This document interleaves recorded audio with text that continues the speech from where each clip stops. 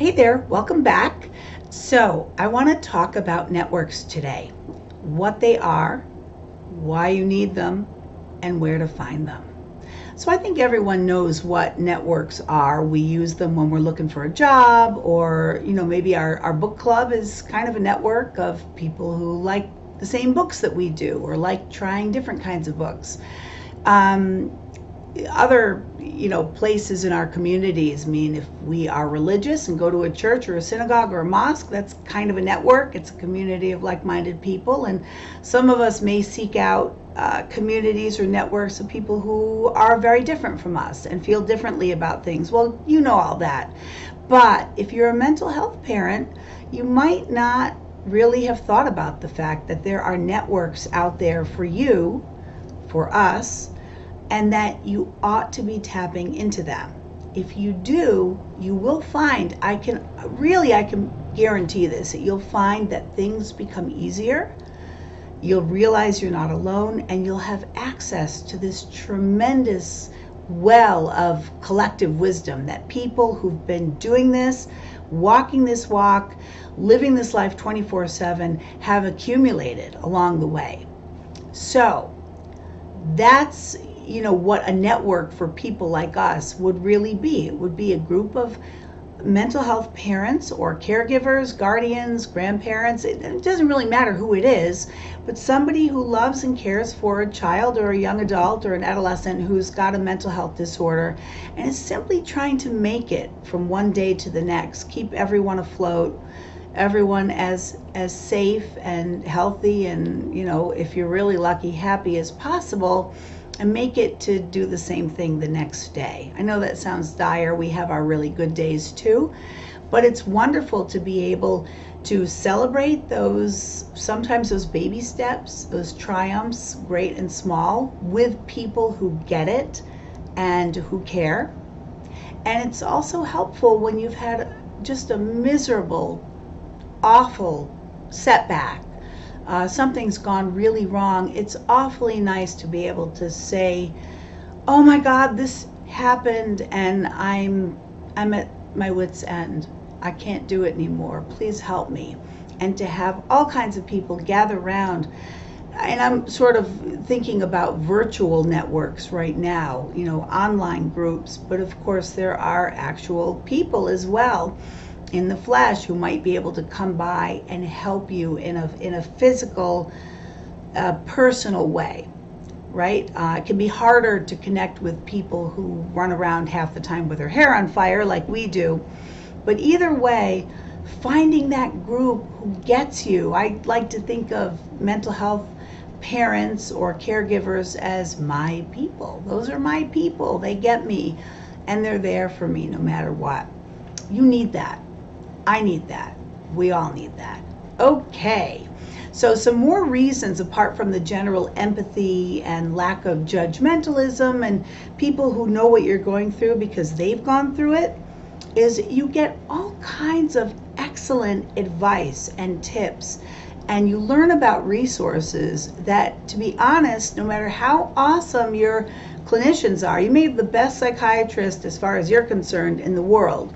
Great credentials, they know what they're doing, they're always, understanding and helpful. You may have great therapists, social workers, what have you, teachers, special educators and administrators, but I guarantee if they have not lived this life, then there are a lot of things they're not going to know about, they're not going to understand on a visceral level, and therefore their usefulness may be limited to just their areas of expertise, much of which is professional but not personal on a really deep level.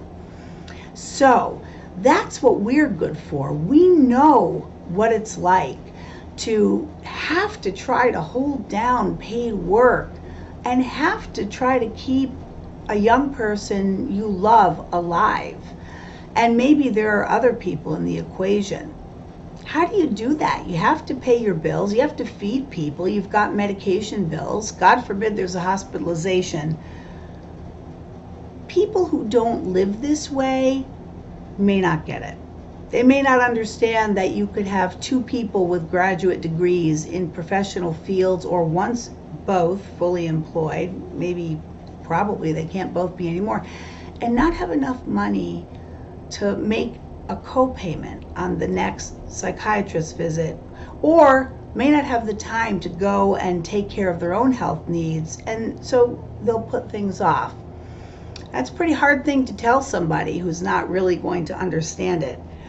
But other parents like us, we get that. We've been there. We may even have some suggestions for resources. Sometimes there's free money out there, grants or what have you. Sometimes there are other programs that people can get involved in.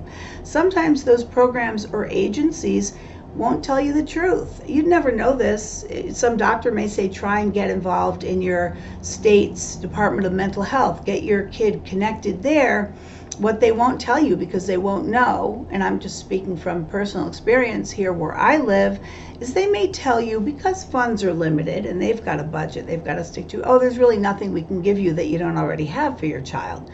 And then you're going to go back, you're going to be despairing, and you go back to your network and you say, wow, I went to this agency and they said they have nothing to offer because we already have every service they would offer.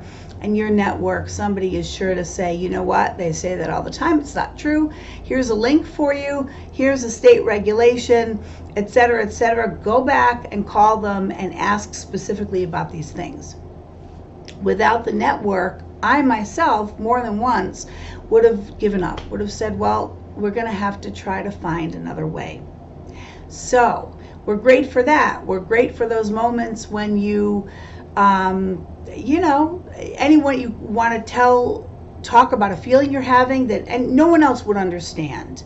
Maybe it's kind of a dark feeling. Maybe it's an expression of profound ambivalence about your kid or your kids or your spouse in the context of everything you're living. We're going to get that, and we're not going to judge you for it. So the most important thing about a network of other mental health parents, and you could say the same thing for any kind of disability or illness, right, is that you will feel less alone. You will get information that you really need and that is likely to make your life better. Will you get misinformation? You will sometimes, and every once in a while you will even get a comment, or you will read that somebody else has gotten a comment that seems kind of judgy. Usually the community comes forward and nips that in the bud, but overall, I think finding my people has been the best thing I have ever done for my kid, for my family, for myself. So that's my spiel on that. Where do you find them? You can find people in the flesh. You can go to your school's Special Education Parent Advisory Committee, or CPAC or PAC. They'll know of, the group of parents there. They'll know if there's another kid or many kids in your kid's school with similar issues, and they'll be able to connect you with parents. Sometimes just having conversations with people, like random conversations, it'll come up. Oh, yeah, my kid was at that hospital too. Oh, really? And then all of a sudden you've got a connection, and they have friends that they can connect you with, etc., etc. There are also lots of online groups where you can connect with parents like you. There are tons on Facebook. You can find any kind of group of like-minded people on Facebook, and there are groups for mental health parents. Join. They're free. You may have to explain why you want to be a part of them. Some of them are local or regional. Some of them are national or even international. But if you need it and you want it, it's there, and it will do you a world of good. I promise.